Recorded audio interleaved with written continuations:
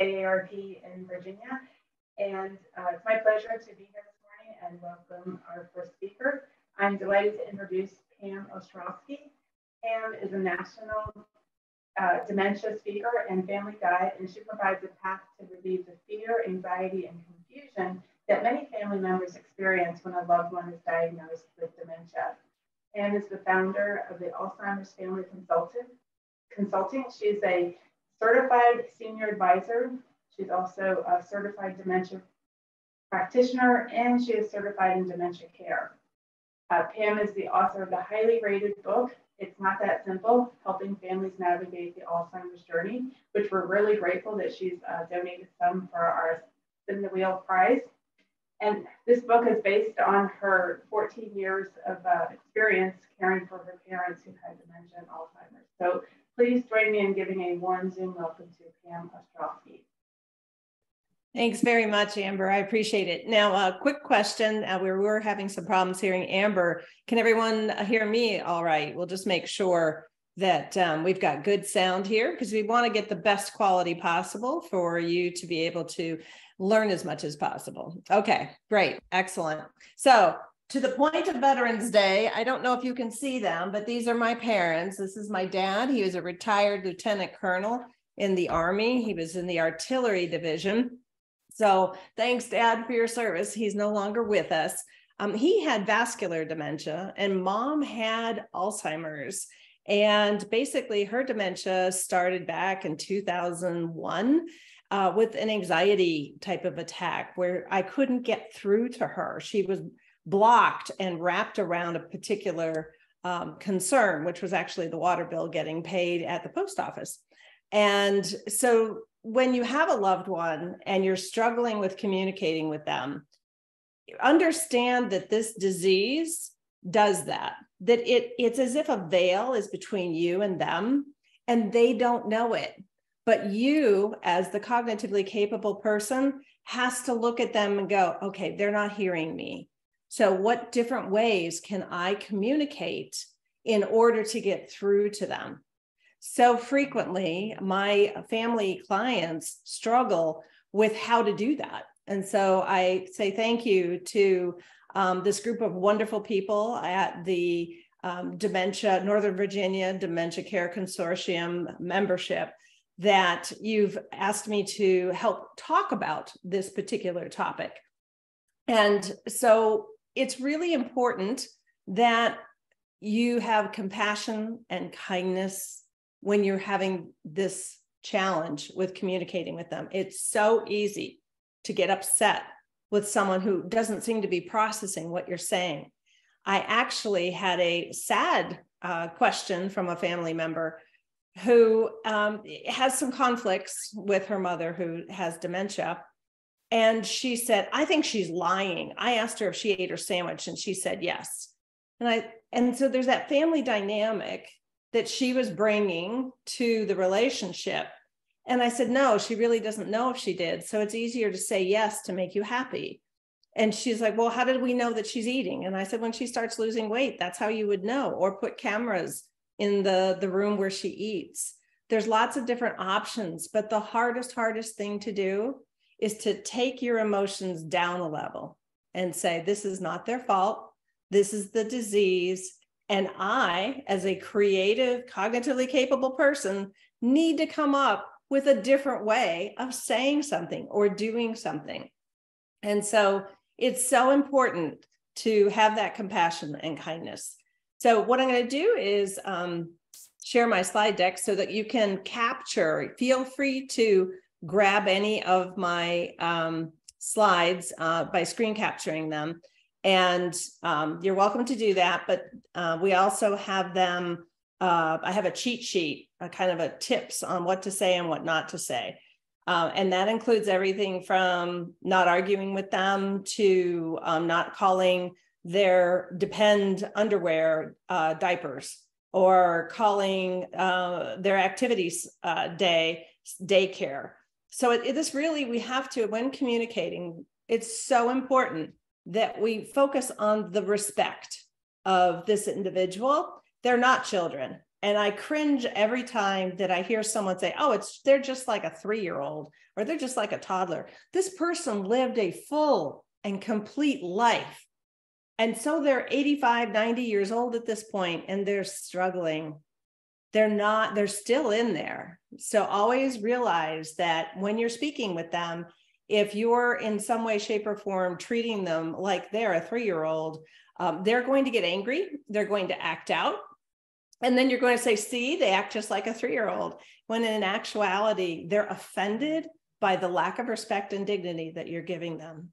A lot of these behaviors that happen are a reflection of poor communication and poor attitude and emotion. So we're going to walk through several different ways and what really impacts communication.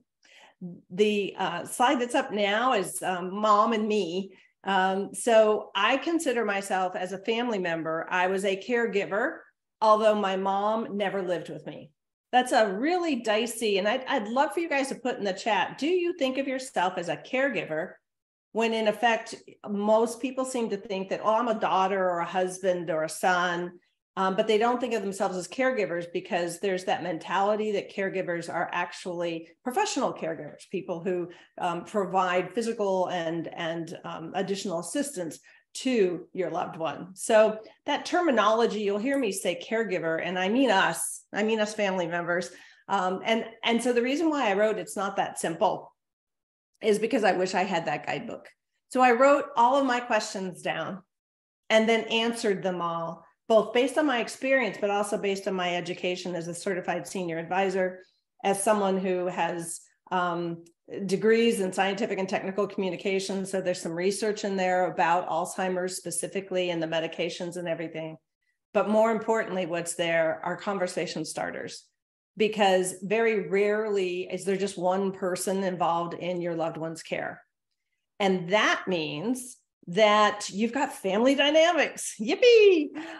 So you have people who have grown up together, have history together, and also have both good and bad history, right? So, well, you've always told everybody what to do.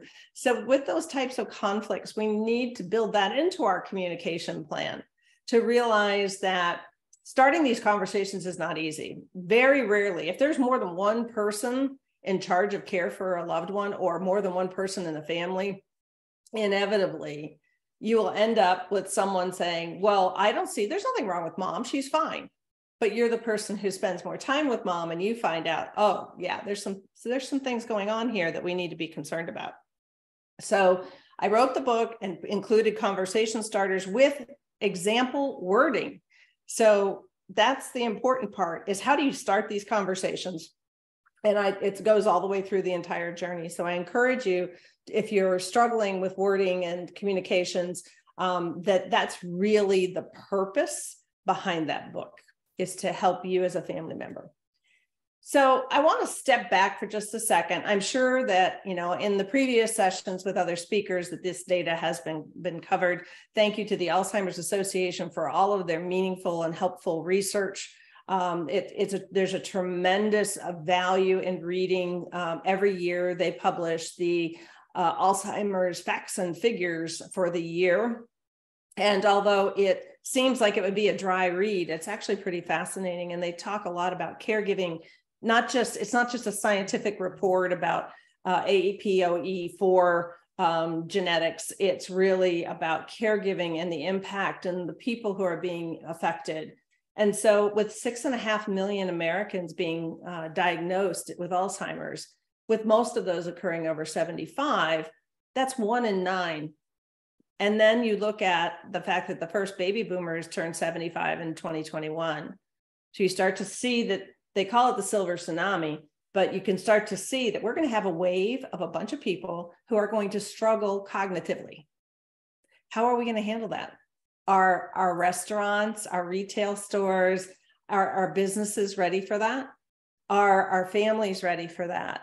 When you have the holidays are coming up. And so I actually talk about some coaching tips for the family, because the challenge is you're going to have turkey and stuffing with a side of dementia. And everyone needs to be educated before they arrive that, might see some unusual behaviors. Mom might be struggling with communicating. She may decide that she doesn't like stuffing anymore, even though she's loved it for the past 50 years. Those are all, you have to have coping skills, because this disease requires resilience and it brings a lot of stress and overwhelm with it.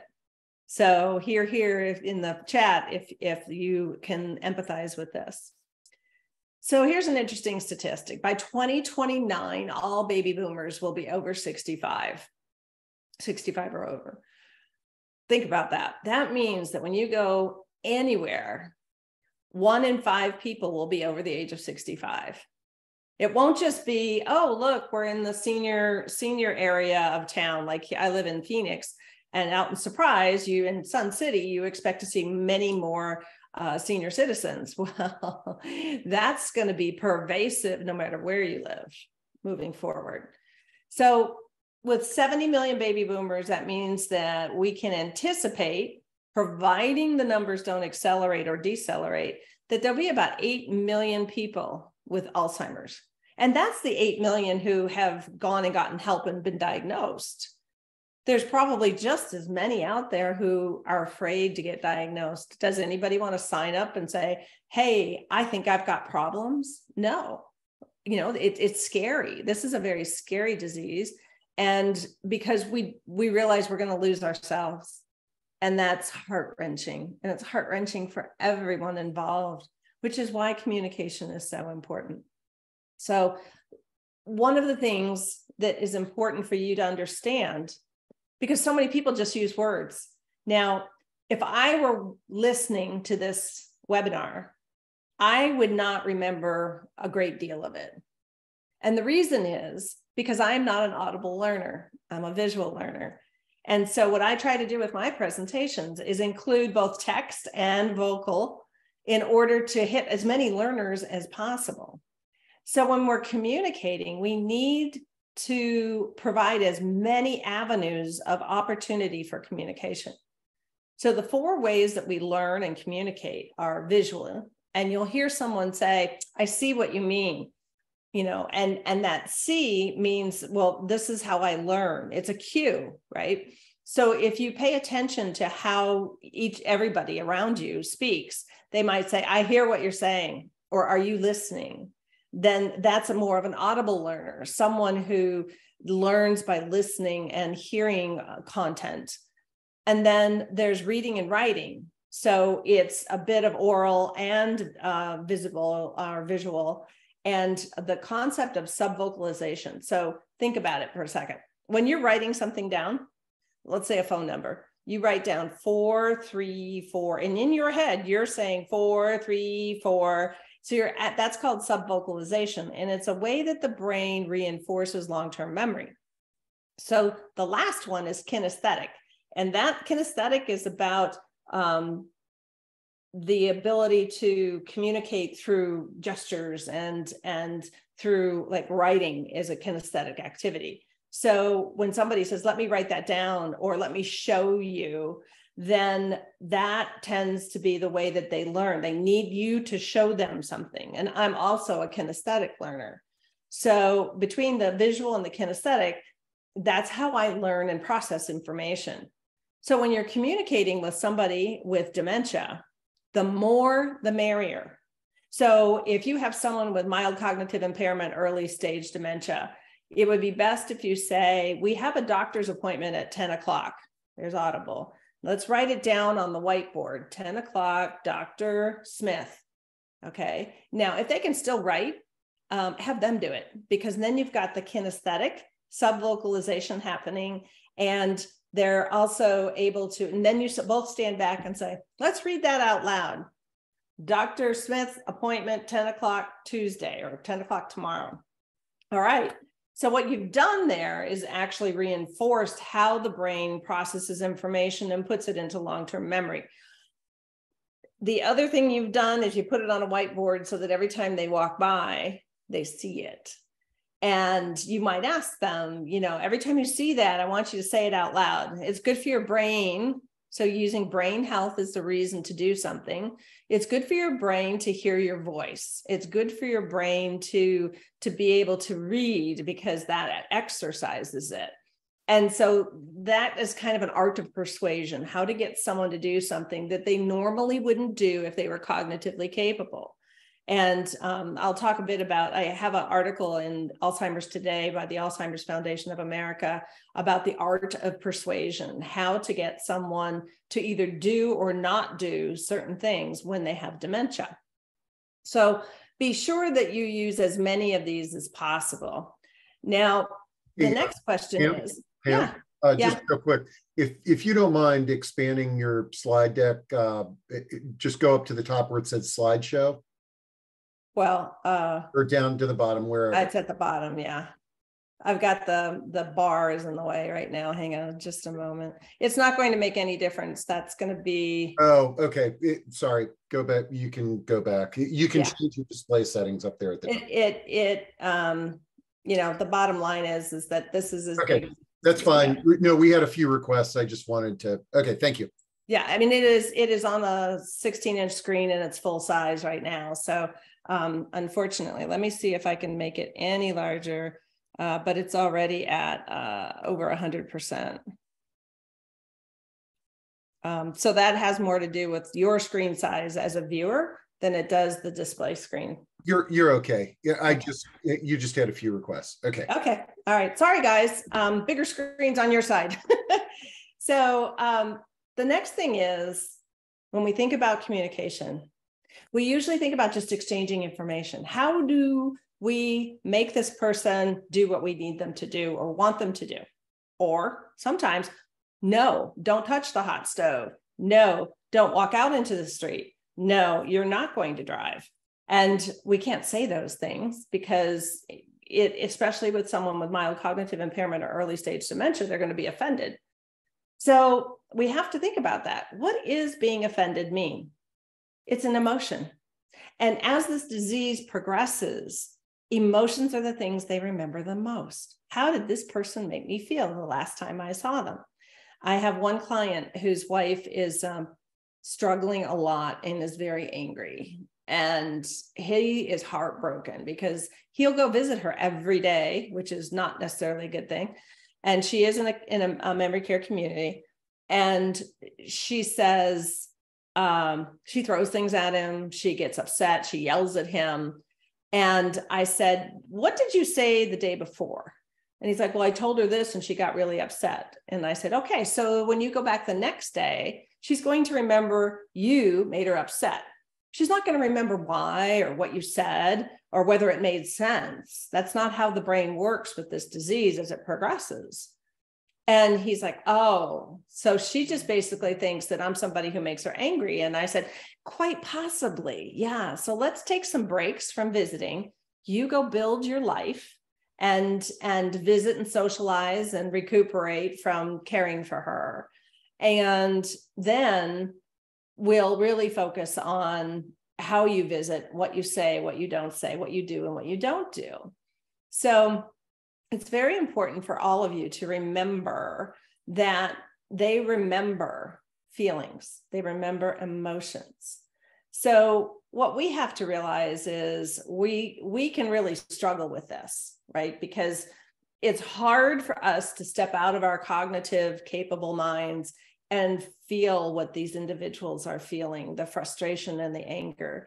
But if anybody on this call, if someone told you, I'm sorry, but it looks like you have dementia, you would panic, you would be scared, you would be reacting from that place.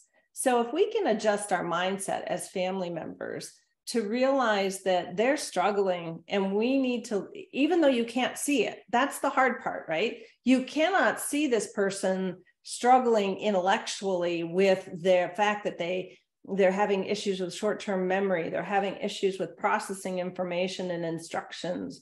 They're having difficulty finding the right words in order to respond. So you really have to readjust your expectations of how you interact with this individual.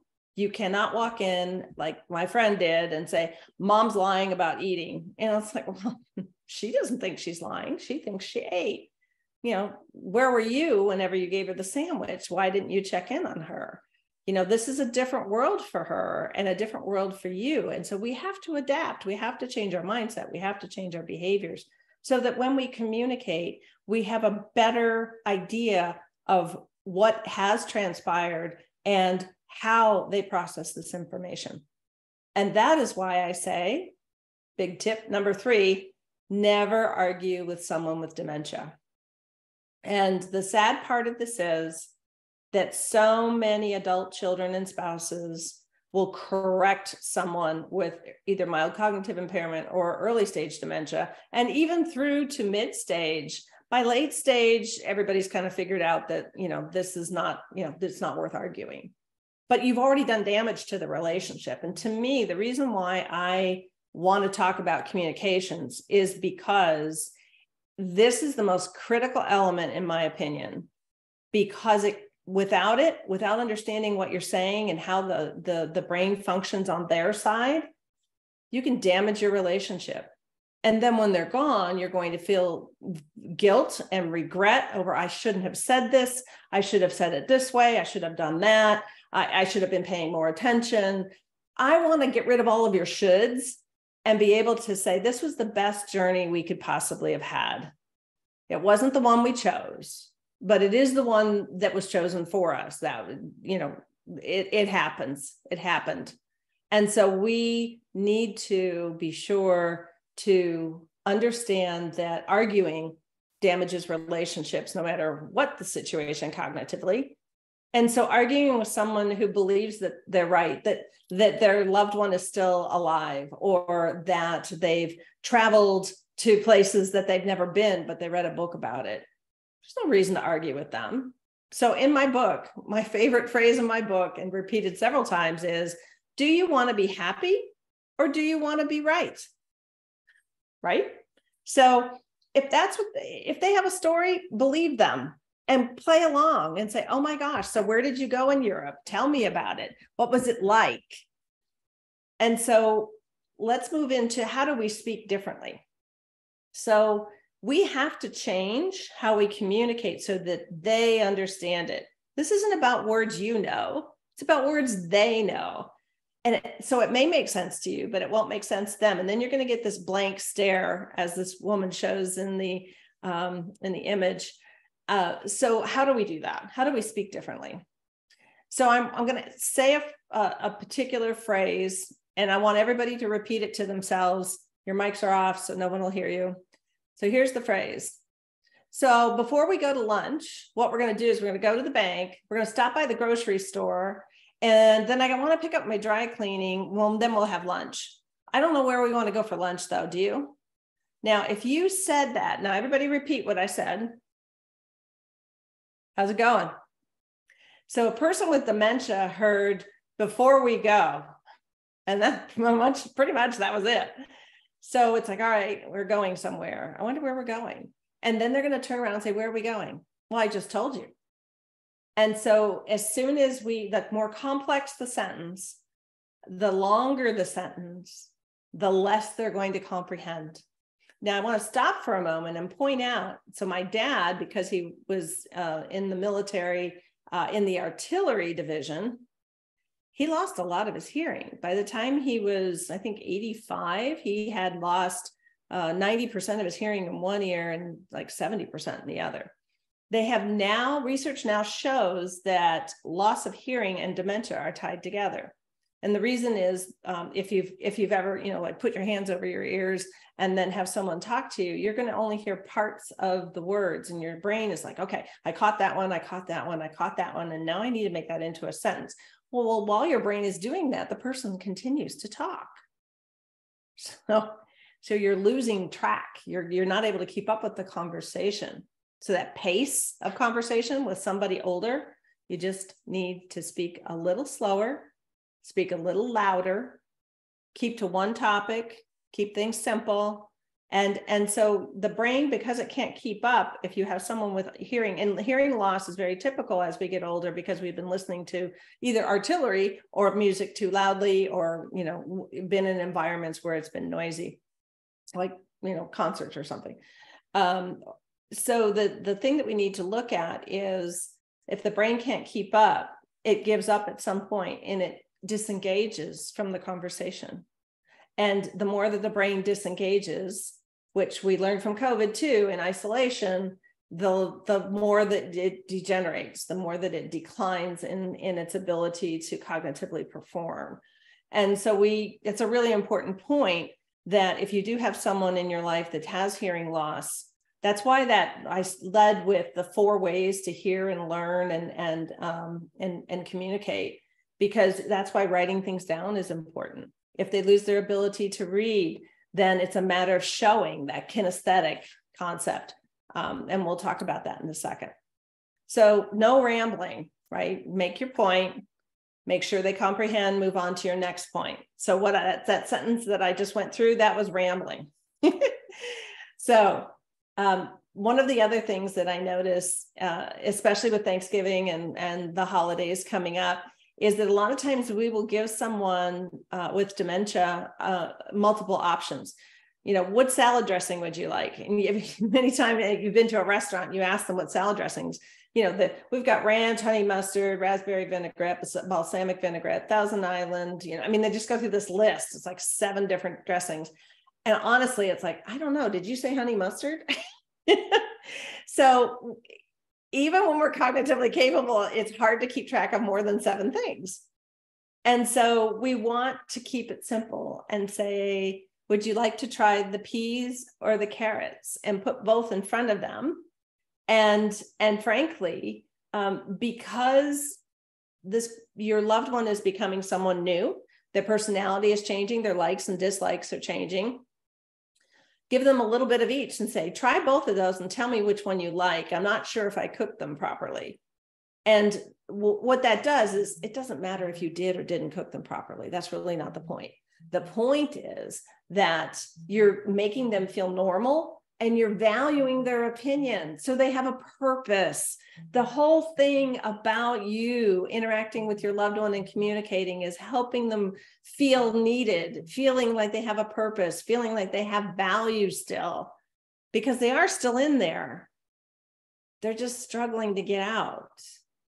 And so you have to help them. So saying something like that, would you like peas or carrots? Why don't we try both? And you tell me which one you like, and that'll help me with whether or not I cook them properly. And, say it slowly though, and give them time to respond. I had one gentleman who was just rattling on, and I said, well, let me ask your wife a question. I asked the wife the question, and he answered for her. And I said, I want to get her response. And I said, so what do you think? And she said, well, I know that I use the exercise bike, but I don't know the brand of it. And then she turned to him and said, what's the brand of that? And he knew. And I said, see how that worked? You have to give her time to process the question. And we live in such a bang, bang, bang, bang, bang world where it's insanely rapid, and that we've got telephones and laptops and tablets and TV and radio, and we've got so many different things, text messages and voicemails and emails. Oh my. And so we struggle with, what am I paying attention to? Well, the world of dementia is very much living in the present. So whatever's in front of me, whatever I see, that's what I'm focused on. And so it's important to give them time to process the focus and to be able to respond, because responding is difficult too, right? What words do I use? What is it I'm trying to communicate? All of the stuff we take for granted is a struggle for them on a daily basis. So again, don't try to correct them and don't argue with them. And most of all, avoid getting frustrated. They're going to ask the same question over and over again. So I have someone whose father is in memory care, and he keeps calling her, the daughter, and saying, come get me. Aren't you going to come? And he keeps using the word come. And I said, okay, that's the word he's using. But then she's like, no, Dad, I'm not coming today. I'm not coming tomorrow. And I said, you're mimicking the word he's using, but I'm not 100% sure that that's the right thing to do. And I said, let's change that to, I will not see you tomorrow. I will not see you later on in the week. I will visit on Saturday. I said, change up the words, because he's stuck on that. And that means that typically we need to change up the words we're using. to see if we can't get through to their cognitive ability to find different words. And the weird thing about this disease is that we have, 100 words that mean visit, come, see each other, whatever, but we only use a few. And we don't know which of those the brain is actually going to register. And here's the kicker with dementia. I know this happened with me many times, and it happens with my family clients, is they'll say, well, last week visit worked, and this week, seeing you worked. What's up with that? And I said, this is a pretty mysterious disease. So just because one word worked 1 week or 1 month doesn't mean it will work in the future. So you're going to have to, basically maybe do some homework, write some things down. What words have we tried? What words have worked? What words don't work? And realize that that's going to evolve over time. One of the things, no, they're not lying. Please don't assume that they are. If they say something, they believe it. So I've had heart goes out to this. The client that I had, the daughter didn't live nearby, but the son would drop off food to his mom. And this was during COVID, so he would drop it onto her patio and then she'd come out and get it. And I said, has anybody seen her? Does he see her when he does this? And she said, no. And I said, it's really important that you check and see her physically, like every week or 2 weeks for sure.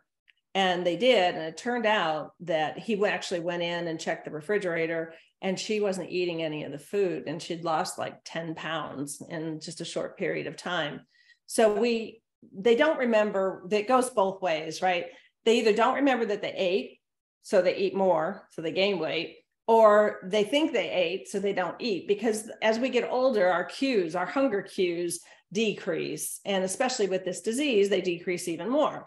So it's really important to make sure that your individual is eating and eating well. Sweets are a favorite of anybody over the age of 75, unless it's me, which I just love Halloween candy. So, that's another issue, right? Is they can become diabetic because all they're eating is candy. So it's really important, if you have a loved one that's not living with you, that's living on their own, to make sure that you monitor their nutrition and their hydration. The other thing that is an observation with communication, again, the holidays are coming up. So I'm giving you tips that pertain to these situations where your loved one's in the room, you're in the room, somebody else. It only has to be one other person. And you're talking to that person, but you're ignoring the person with dementia as if they're not there because they somehow can't process information. So the best thing to do with that is to, again, this kinesthetic, you can sit next to them and rub their back or hold their hand and then make a joke and just nudge them a little bit, making them part of the conversation, not talking over their heads. We do it unconsciously. We ignore them because we've written them off. Now, that's a horrible thing to say, isn't it?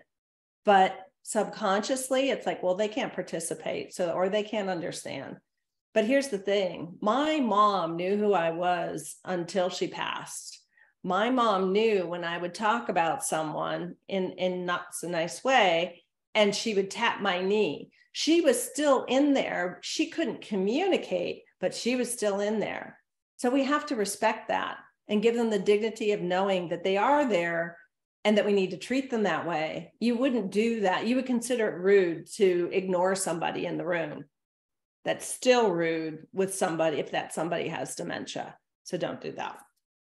Now, when you're talking with someone who has mid to late stage Alzheimer's specifically, it's best, and with any dementia, but usually it's Alzheimer's that is so difficult as far as cognitive ability and being able to understand where sounds are coming from. So you have to get down at their level and sit with them and look into their eyes. And then when I would greet my mom, I would always say, "Hi, Mom. So here's your role to me. It's Pam. That's my name." And give her a kiss. And because some days were worse than others. And so she might not know who I was. So introducing myself every time I saw her was an important part of communicating my relationship with her. Now, this one's a really important one. Show, don't instruct. When in doubt, act it out. My mom had a what's the procedure called? She had osteoporosis. And so they were doing a bone scan.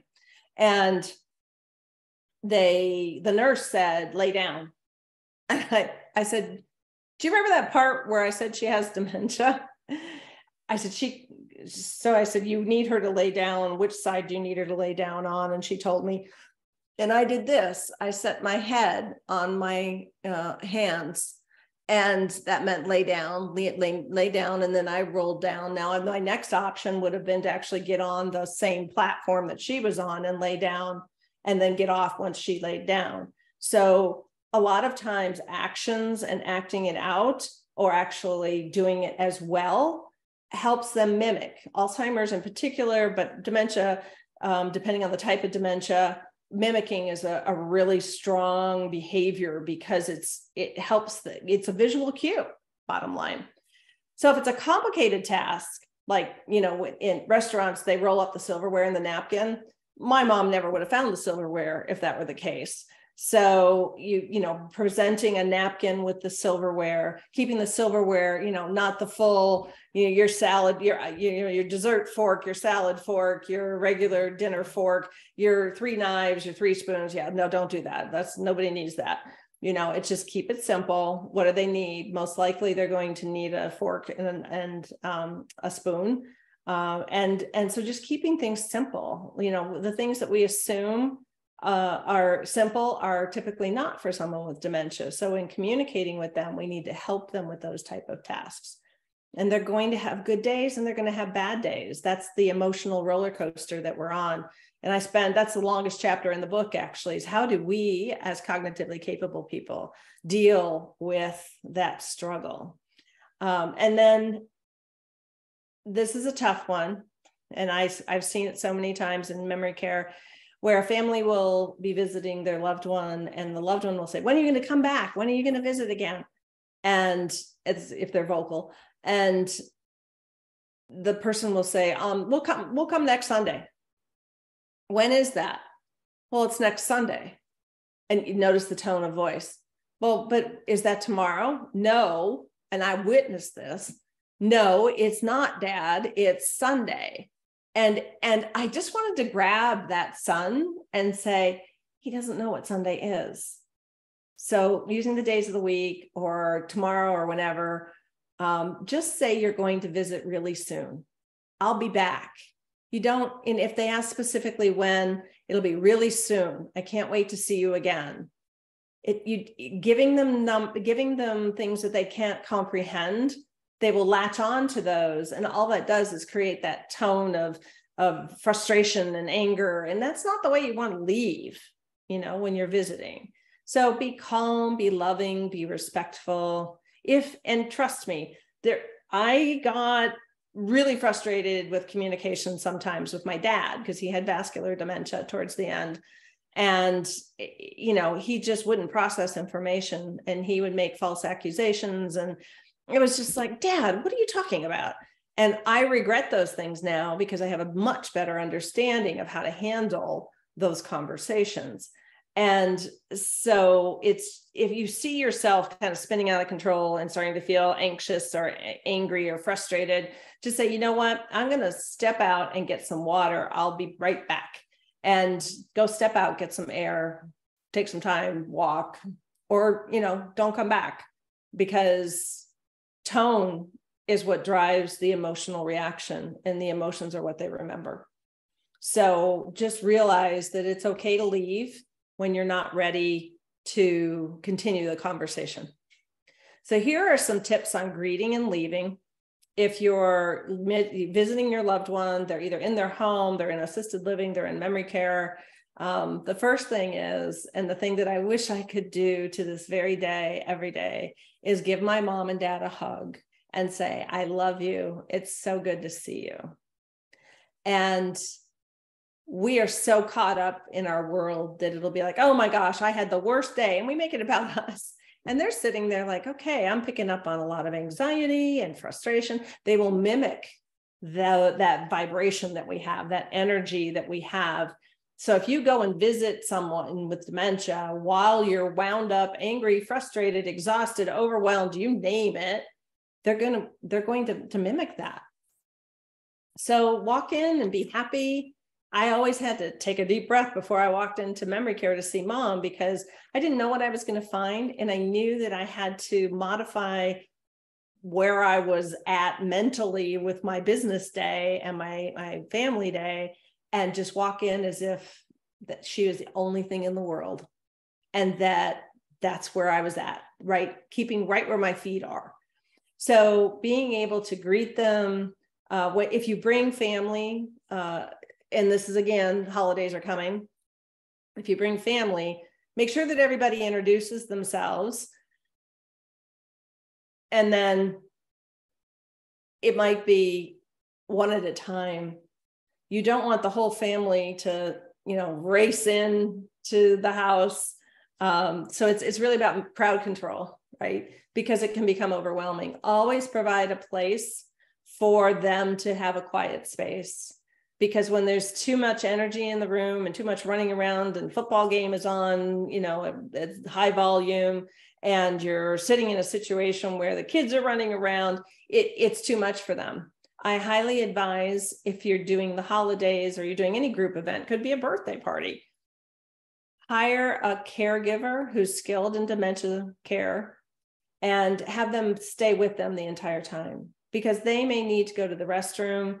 If they're in your house versus their own, they're disoriented. It's too overwhelming. So the caregiver will be able to watch your loved one and see the cues where they're getting frustrated or they're getting antsy and they want to get up, and they'll accompany them. And then your loved one knows that they're safe. You know that they're safe and you don't have to worry about them. So that's your little peace of mind tip for the holidays. Now, when it's time to leave, if you're leaving memory care or even assisted living, or you're dropping them off at their home, you can just be sure. My big thing, the favorite 3 words, I love you. I'll be back in a bit.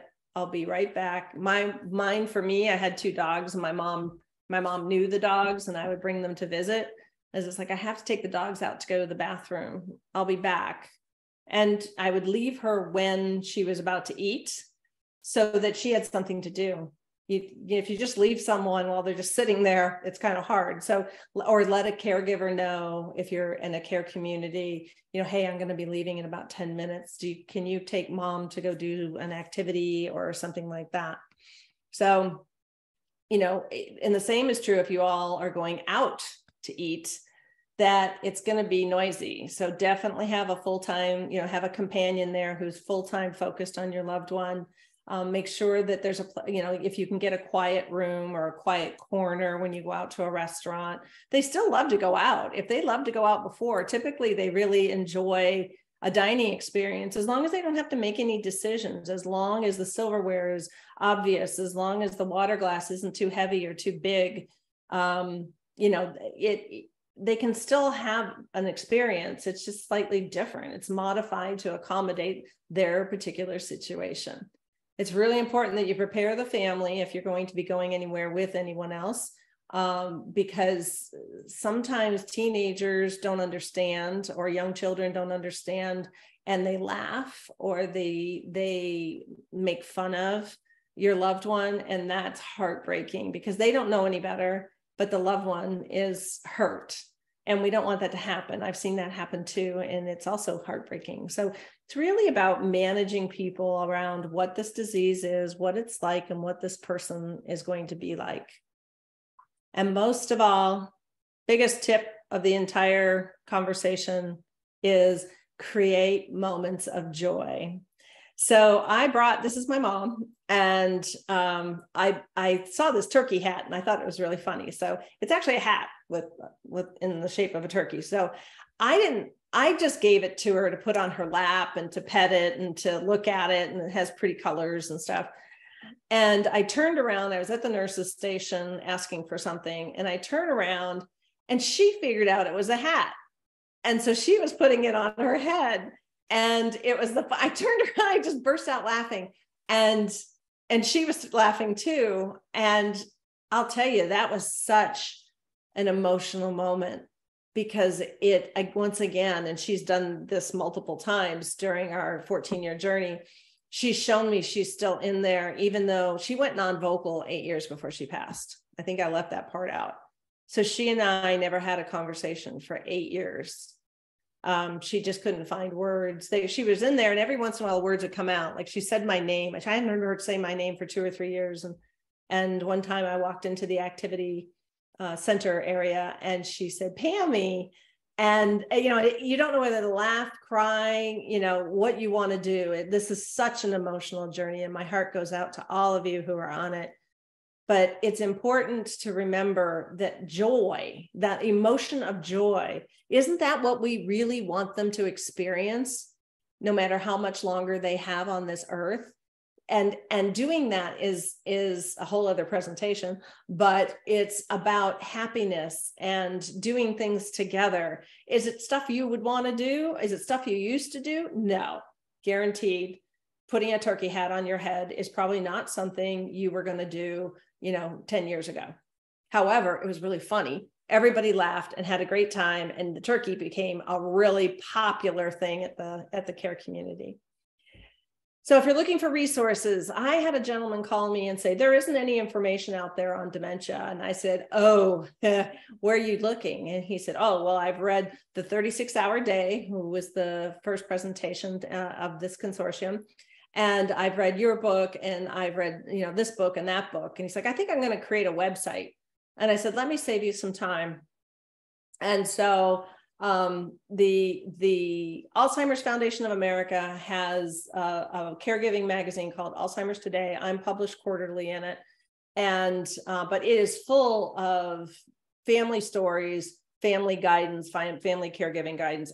Incredible. You can access it online through these links. And then the Alzheimer's Association is equally amazing in the amount of research and help that they provide on their website. And then locally, you can get caregiver group support through Memory Cafe, local memory care communities. Just give them a call and say, look, I'm not at your community, but I need some help. Who would you recommend I talk with? They're the people who know. And then there's also the National Family Caregivers Support Program through the government. And they also have that. And what I'm going to do when I finish up, I'll grab those links and I'll drop them into the chat for you if Steve hasn't done that, because I don't have the chat open right now. Lastly, communicating can be exhausting for you as the family caregiver. This is National Family Caregivers Month. I'm sorry that you're in this situation, but it's important that you get help, you get respite. That might mean 5 minutes. It might be go out golfing, go to a movie, do something that preoccupies your mind so that you're not worrying about your loved one. My friends used to say, oh, go shopping. So what I would do is I'd go to the stores where they would have my mom's clothes, the type of clothes she liked to wear, and I would go shopping for her. That was not respite. That was me not being able to step away from the situation. It would have been better if I had done something with a friend, something that kept my mind busy and off of her. And sometimes that's a really hard thing to do. But bear in mind that you cannot do it all. Avoid these I've got this behavior mentality where I can do this all on my own. It's no big deal. I'm so happy that you're here listening and participating in this program that's outstanding for helping get you rolling on some of the information that you need and get to know what resources are available to you. So to wrap up, I'm offering each of you, absolutely every single one of you, a 30-minute complimentary call with me. So it's just the first 30 minutes. We figure out if we're a good match for each other. You can ask 1 or 2 questions. I can give you an idea of the type of resources that I have, the type of coaching that I do with guidance about how to have conversations with your family members, how to have conversations with your loved ones, so that you have the best journey possible. Can you have these conversations on your own? Sure. But inevitably, I get the phone call, well, Dad doesn't want to move into assisted living. He doesn't think it's the right time. How do we talk about it? And it's like, well, how did you bring it up? I was like, well, we told him he was going to assisted living. And I said, well, yeah, that probably wasn't the best way to do it.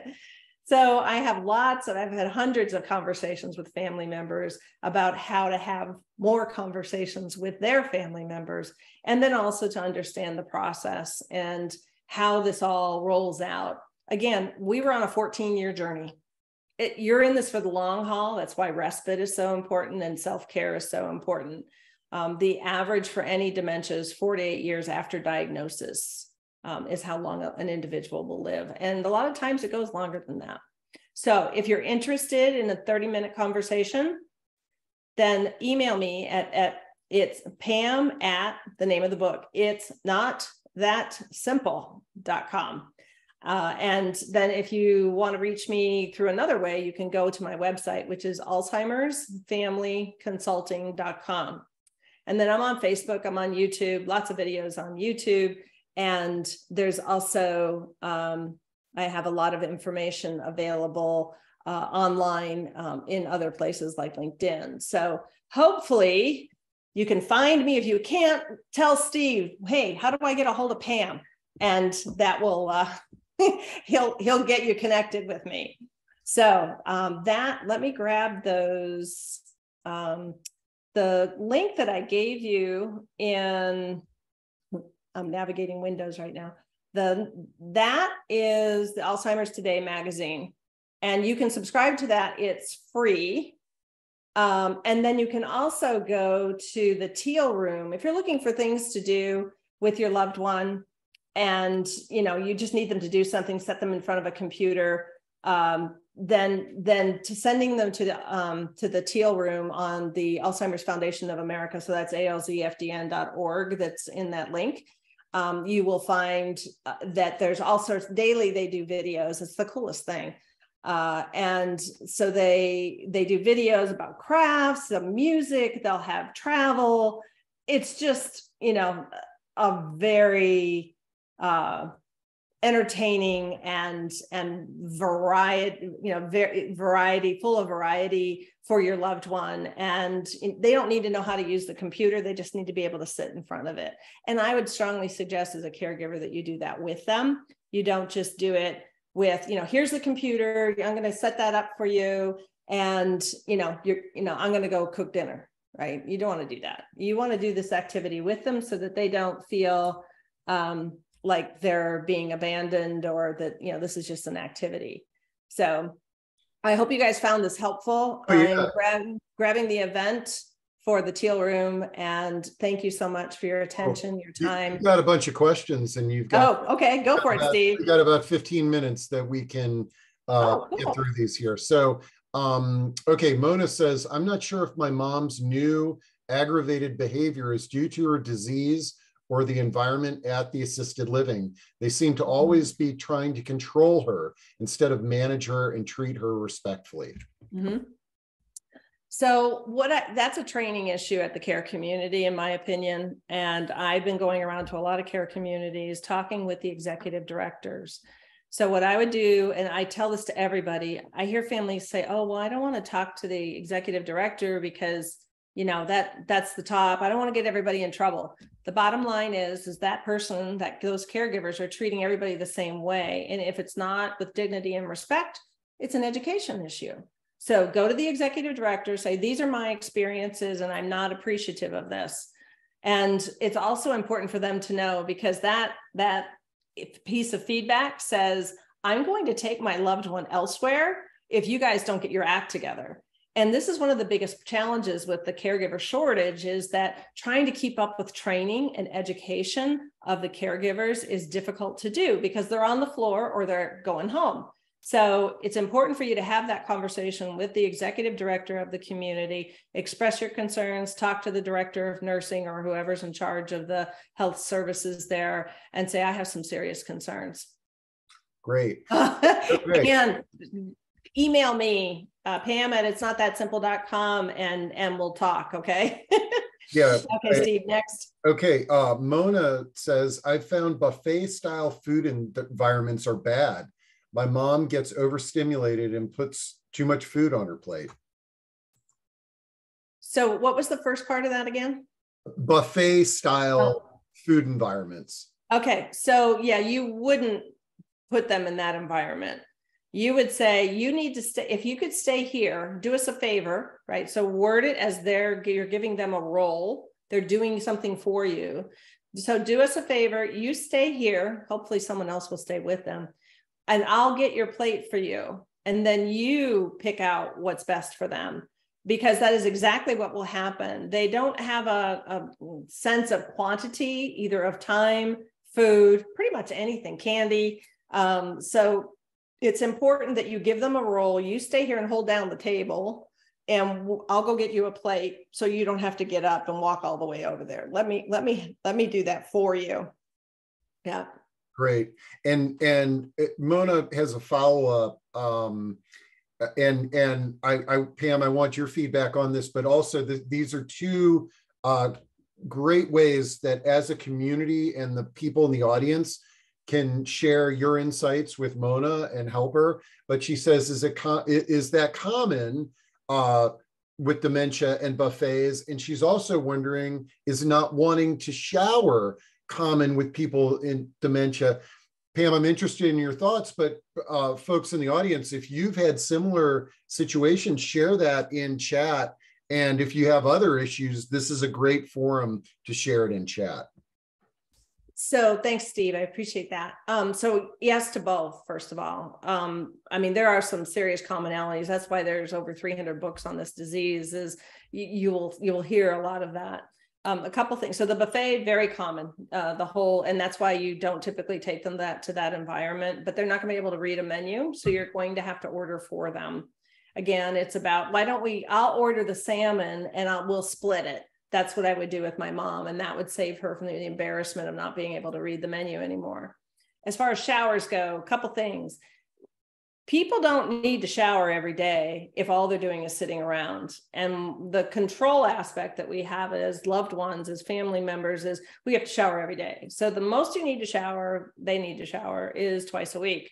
The other thing is with showering, there could be a fear of soap, fear of falling, a whole bunch of fears with the bathroom environment in general. So if you make it warm and spa-like with cushy towels, and maybe you help them with, I'll be right here, I'm going to sit right here and read a book or whatever, and I'll hand you the soap, but they may not know what to do with the soap, right? So they don't know what a shower. It's possible the word shower is also a struggle. It depends on where your loved one is at, which is why I offer that personalized call. But if your loved one is really struggling, they may not know what shower is. So it's like, well, let's go into the bathroom. Let's brush our teeth together. It's all about modeling. And then if push comes to shove, grab a washcloth, wash all the important bits and move on. This is not hygiene is important, but let's not get wrapped around it and make it more complicated than it needs to be. Great. And someone asked a question about Alzheimer's today and having that magazine sent. You could always say that you don't know how it ended up here, right? So somebody must have put me on a list. And so having it there, and it's mild, moderate stage, odds are that they're curious anyway. There's not a sense of when they're moving into that mid-stage time, they already know there's a problem. So this is really focused on caregivers. Depending on the type of relationship you have, you might be able to say, yeah, I'm kind of concerned about myself, and I thought I'd read, this, or so-and-so down the street signed me up for this, so might as well look at it. And it only comes quarterly. So you don't have to worry about it coming weekly or monthly or anything like that. So once a quarter, I forgot to cancel that, and it shows up. So there's lots of ways around that. Please don't think that that's lying. It's not. You are being kind by becoming informed. And the fact that people say, oh, well, I was lying to them. No, you weren't. You were giving them information that allowed you guys to progress in a better way on this journey. That's what you were doing. Great. Okay. Now this is a really good one from Martha, because we're about 6 minutes away. Martha says, I've read, learned, and been told that I cannot do caregiving alone. My reality is that my mother is not bilingual, and her quality of life depends on the availability of my sister and I. Mom lives in a nursing home, and we cannot afford a personal care nurse or a caregiver. Mm-hmm. So she lives in, so a nursing home means that she has medical needs that require skilled nursing. So that's the first thing. When people call assisted living, memory care, and independent living nursing homes, that's incorrect. And you'll hear the government call nursing homes. And it's like, well, that's not what assisted living and memory care are, because they don't require skilled nurses. So skilled nursing, a nursing home, it requires medical skilled nurses, actual registered nurses there. So terminology clarification there. So if she lives in memory care and they have caregivers, you're already paying for that care. So if you can email me at pam@itsnotthatsimple.com, let's take that offline. It sounds like a fairly complicated question, and I don't want to answer it cryptically or quickly. I think it's important to have that conversation. Great. Could you give an example of a conversation in which the caregiver says it's no longer safe for the loved one to drive, that avoids any argument or anger? Well, that's a good one. So my dad actually got lost and was disappeared for 3 hours. And so what I told him, and this has to be not about, you can't tell anybody, you don't know how to drive anymore. It's not safe for you to drive. You have bad driving skills. None of that's going to work. Now you are heading down the wrong path. You're going to get a lot of argument from that.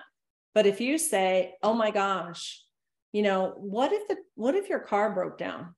These days, someone could see that your car is broken down, see that you're elderly, grab a tire iron, whack you over the head, and take your car. So, and scarily enough, that's not a made up story. So I told Dad, I said, you know what? You have a walker, if tire gets flat. He's like, well, I would change it or call AAA, but he doesn't know where his cell phone is, even though it's in his glove box, but it's turned off. Yeah. So, I said, it's dangerous for you to be out there, not because of your driving skills, but because you are vulnerable. You are an easy target. And, so using that and depending, again, customization, depending on your specific situation, there are ways to do this. There's a lot of wrong ways to do it, by the way. So let's have that conversation. Give me, what your dad's cognitive capabilities, or whoever it is the driver is. And we can talk about, ways to have that conversation. Because there's lots of different ways to do that. Okay. And Courtney asks, I heard one speaker say not to introduce yourself because in their mind that day it might be 1970 and you're still a little kid. They may think that day you are their sister, aunt, etc. So if you introduce yourself as their daughter, it might agitate them. Thoughts on this? So that's an interesting point.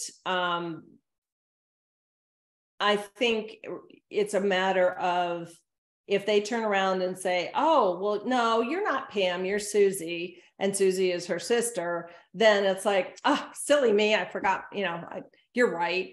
And so you're not going to argue with them about who you are, but introducing yourself, I would say 9 times out of 10 helps them acclimate and realize who you are. Otherwise you're a stranger, and and they will come up with a name for you. They will come up with a role for you, and it won't be the right role. And they will then say, you never visit, because you didn't identify who you were and what your role is in their life.